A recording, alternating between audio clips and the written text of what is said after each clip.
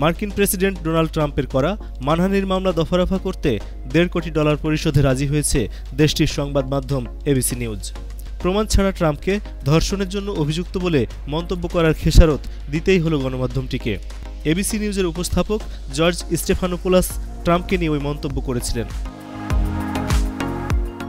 শনিবার ABC news কর্তৃপক্ষ এই সিদ্ধান্ত নিয়েছে উল্লেখ করে প্রতিবেদন জানিয়েছে।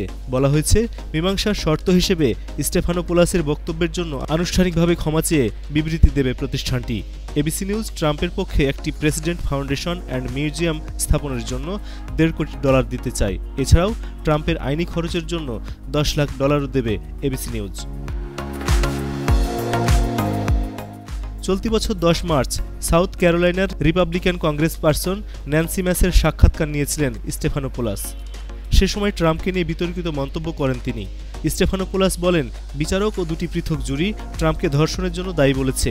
ট্রাম্পকে সমর্থনের পেছনে ম্যাসের কারণ জানতে চেয়ে সাক্ষাৎকার চলাকালে 10 বার এই মন্তব্য করেন তিনি।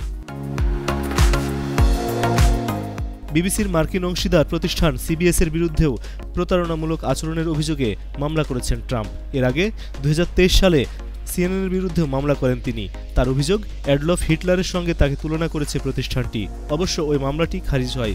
এছাড়া নিউ ইয়র্ক টাইমস ও ওয়াশিংটন পোস্টের বিরুদ্ধে করা ট্রাম্পের মামলাও বাতিল হয়েছে। এস এম বাবু, এশিয়ান পোস্ট।